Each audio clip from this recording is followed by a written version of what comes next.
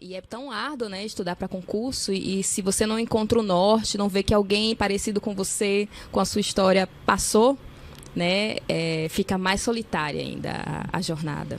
Isso é verdade. Quer mandar aquela lá, Rogério? Manda a primeira.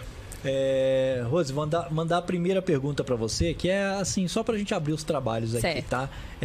Eu quero, em primeiro lugar, você conte pra gente de onde é que foi o estalo de prestar concurso público. Em que momento surgiu assim, vou fazer concurso público?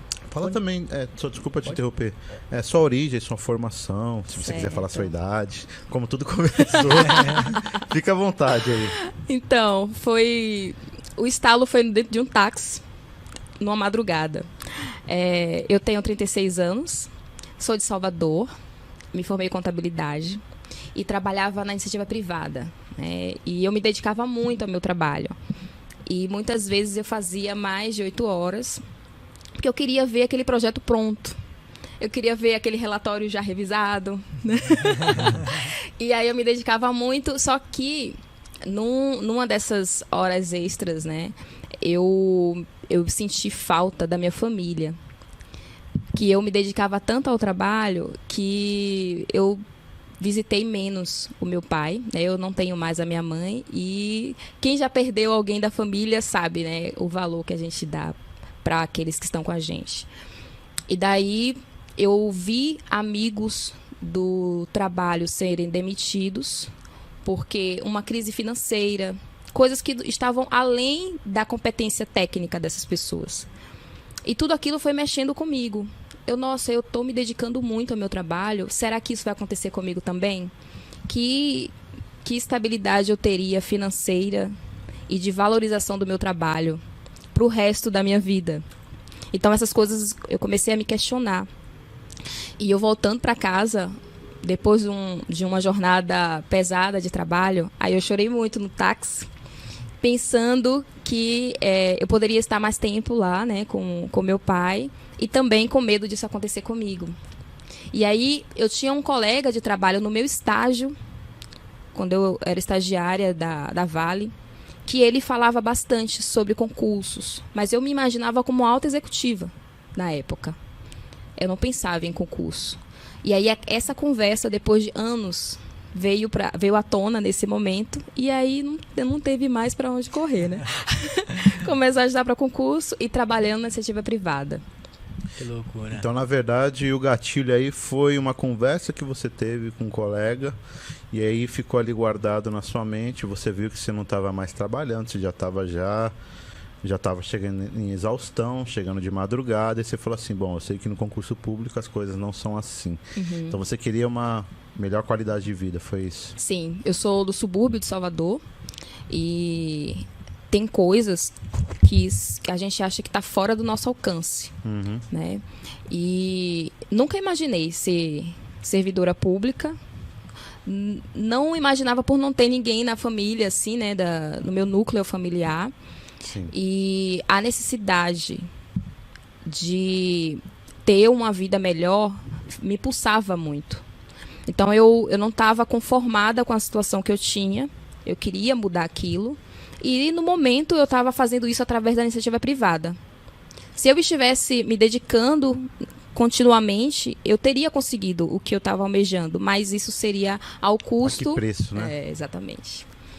E aí depois, quando comecei a pensar no concurso público, mesmo assim era distante para a minha realidade. Porque morar no subúrbio, na época era curso presencial para concurso. E era um bairro perigoso. Eu tinha que voltar um pouco antes da aula acabar para que eu chegasse em casa em segurança. Andava de ônibus. E aí mas em casa eu corria atrás do prejuízo, né? Eu estudava mais em casa para não ter que me expor a esse risco, né, na rua. Então, foi começando no curso presencial para concurso, o estudo mesmo. E foi para auditor da Receita. Nossa, já foi para já cabeça, foi, já? Com o pé na porta. Caramba! E você lembra qual curso foi que você escolheu na época? O curso? Pode foi falar o curso aqui. ímpar. Ele não existe mais em Salvador. Tanto que o meu primeiro episódio do Pod Concurseiro, eu convidei 2 professores dessa época, de português e raciocínio lógico, para fazer com eles, para mostrar a origem, né, de tudo da minha vida no concurso público, e foi em Salvador também a gravação. Então, era para auditor da Receita, só que eu não tinha ainda a noção do que era concurso escada, a importância disso. Sim. Como eu trabalhava muito na iniciativa privada, eu não tinha como dar conta daquele conteúdo todo no prazo que eu queria. Então quer dizer que você já, na sua primeira vez que já foi estudar, você já colocou um prazo para você passar para o auditor da Receita Federal. Você já foi já marrenta já. Já foi marrenta. Com o pé na porta que eu brinco. Eu já queria ser auditora da Receita. Acho que a tendência do contador, né, que é concurseiro, já quer ir para a área fiscal. Acho que é mais próximo do dia a dia dele. E não foi diferente comigo. Eu queria ser auditora da Receita e já queria... O edital não estava aberto na época. Mas eu já queria estar pronta quando o edital saísse. E eu saía do cursinho, às vezes, um pouco mais cedo por conta do perigo, do local que eu morava. Mas em casa eu ficava até a madrugada. Eu gravava a aula do professor, mesmo prestando atenção, eu sentava na frente, prestava atenção, gravava a aula, chegava em casa, revisava no mesmo dia. Nossa, caramba, no mesmo dia. Aí ia escrevendo, fazendo resumo manual, porque sem instrução, hoje a gente sabe que existem outras formas, né? Se você for fazer um resumo manual de todas as disciplinas, todos os assuntos, isso não vai acabar nunca. Não tem como. Né? E aí eu não tinha instrução nesse sentido. Tudo era importante. Para mim, tudo era importante. Eu tinha que fazer os resumos, a coisa assim de... Não, eu tenho que entender isso. Pegava... Já tinha PDF na época, foi 2011, 12 mais ou menos. Ponto dos concursos, né? Que era mais forte na época. Era o top da época. O Estratégia eu acho que já existia, né? Estratégia no pergaminho, ela talvez. Vem depois. Ela vem... A gente tá um antigo que é.